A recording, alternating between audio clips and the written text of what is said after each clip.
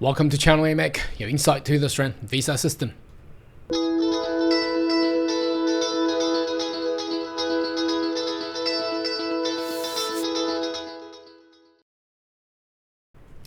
Good day everyone, my name is Carl Young, your online YouTube visa consultant. Are you interested about migrating to Australia? Why don't you consider to subscribe to my channel and turn on the bell on the side so once we all the updates and news, you'll be the first one getting all the insight. Now, welcome to the 1st July 2024. So we are on the first day of the financial year 2024 and 25. Exciting, isn't it? Now, until now, it's about 2:30 p.m. Monday. The email account, the immigration system is still down. I recall back over the weekend, it says that the system should be back up on 9 o'clock this morning, but until now it seems to be very complex for them to actually update stuff. But anyway, I will assure you that the email account will be out there and ready soon. Anyway, we don't have much of news today, but apart from anything else, the Minister of Home Affairs Claire O'Neil has actually announced something on her website. It's regards to the international students' visa costs.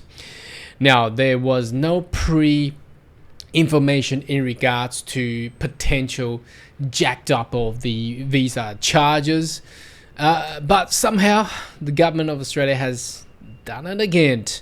Now let's rewind a little bit, going back about 2.5 months, and we have actually got this news back then. I've actually done a video on this one from Financial Review, and there's other sources of media out there. It talks about the steep rise of student visa, and it was projected back then in April 2024 that they were going to possibly rising the student visa charges from $710 to $2,100. Luckily, now we don't have that increase at all, but we do have almost double and plus a little bit more on the visa charges, as you can see here. On the Claire O'Neil's web page, announced from the Honourable Minister of Home Affairs.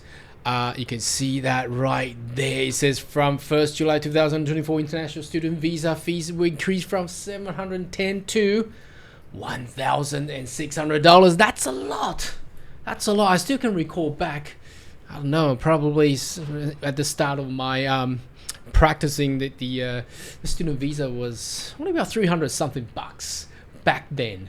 Just cannot imagine a student visa can charge up to $1,600. Now you still need to add the credit card surcharge on top of that, and that is a lot.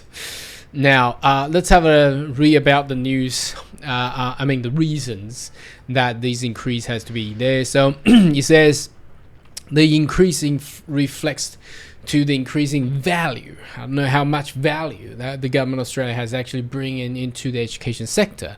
I thought they have actually killed a lot of the so-called ghost colleges.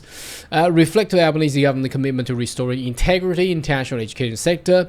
The increase will also help fund, I don't know how much fund you will get for the University of Core, including HECS and the fee-free uni-ready courses. So that means for the citizens of Australia, if you want to study university, you can access to these HECS or fee help. Basically means you don't have to pay a lot, pay the whole lot straight away. And measures in the vocational education training sector, including financial support on apprentices and their employers. Now that's all for the Australian citizens. So unfortunately, international students wouldn't be able to access to this. The ongoing implementation of migration strategy. Yeah, well, of course, isn't it? So the cost of living plus the increase of the student visa charges from $700 to $1,600. I don't know how you feel about this. Why don't you leave how you feel in comments right down below? I think this will actually bring a lot of anger to the community, because well, in fact, we did saw that news back then, increasing to about 2100, but the government official never came out to actually confirm this. Not until this came out. I mean, there's no pre-information at all. So again, if we go back, if everybody has been notified for a lot of student visas renewals, would have lodged it earlier, but now it's too late. If you want to submit a student visa, onshore, offshore, now that's the cost for you, man.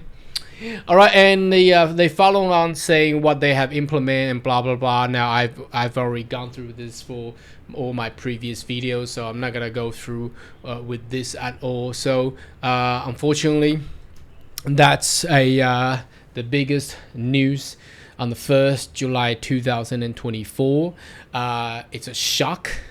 I did not expect that. The first thing this morning, I was heading into the immigration's website, opening up all the fees and costs and checking on all the, for example, all the work visa for 482, 485, 85A, not 1AA anymore, 189 and 190, 494. All these visa charges has increased mildly. It's a little bit as per GDP growth.